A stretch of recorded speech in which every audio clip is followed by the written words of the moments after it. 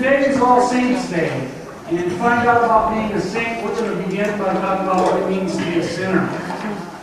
We all got that one down pretty packed. You know, the psalmist reminds us that we are sinners before we are born.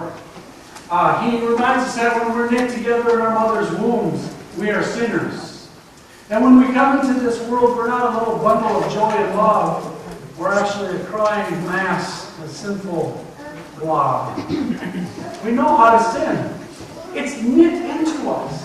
It's a part of our DNA. But today, God reminds us that we move from saint to sinner, not because we want to. I think most people at their core really love their sin. There's that old saying that says, you know why men and rivers are crooked, right? Because both take paths of least resistance. Yeah, that's what sin is. To move toward least resistance. And it takes an intervening act to move us from sinner to saint. It takes something beyond our own sinful nature to clean us up, dust us up, and stand us up again.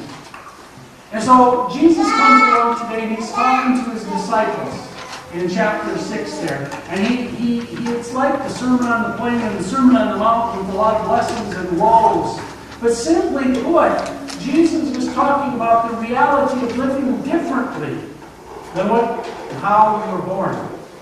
God invites you to hear through this message what a new life looks like. He doesn't say ascribe to it or strive to be. He states the reality. When this happens, this will be the result.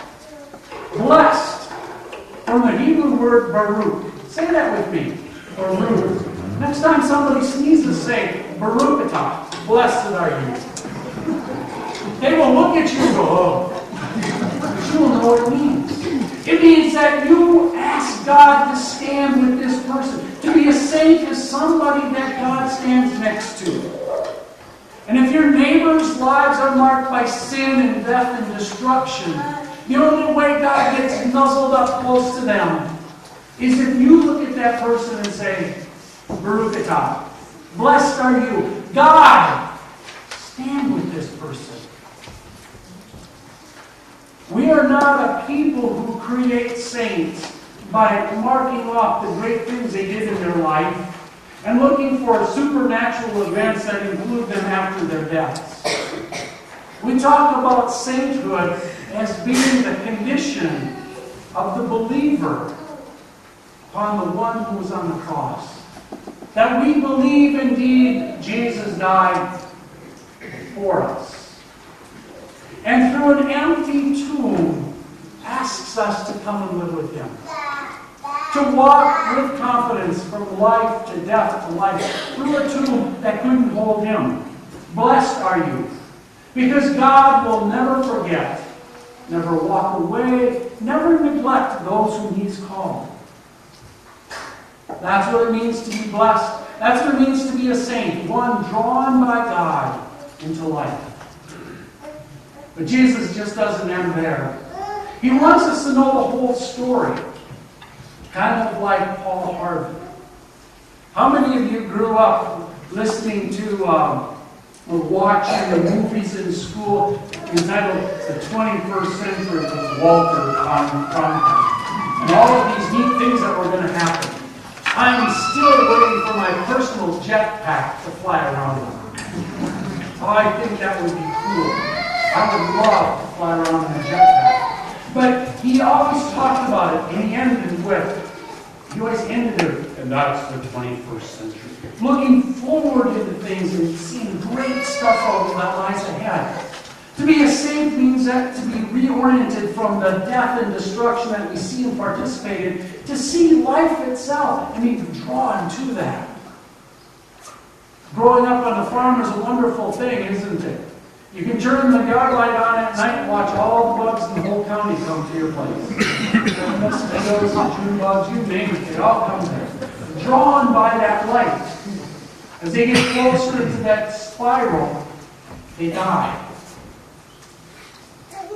The light of God, which calls you as saints, doesn't draw you into death. It draws you into new life. The opposite of that is what Jesus says, woe. It's kind of tough to find a Hebrew or a Greek word that means just woe. But what does just woe mean anyhow? It might mean simply this in the context of saints and sinners. Oops.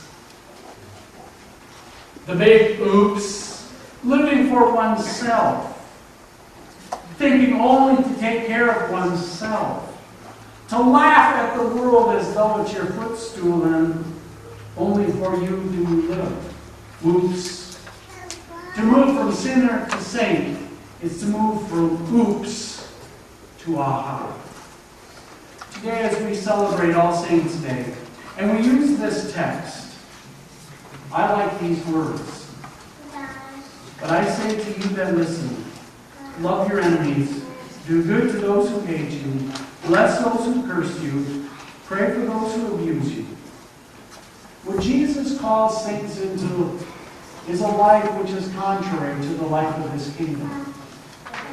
It is not do unto others before they do unto you. It is not do unto others and then split.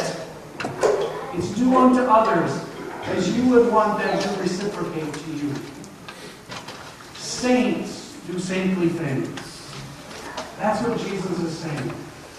He's not asking you to try to be a saint. He's inviting you to live with him as a saint. And here's the blessing.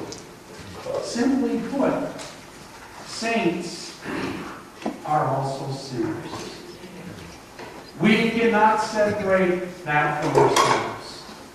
God will take care of both the saint and the sinner in you. He will forgive one in order that the other might shine forth. Today, God invites you to believe that your sin is forgiven, your guilt is removed, and a new being is breathed into life.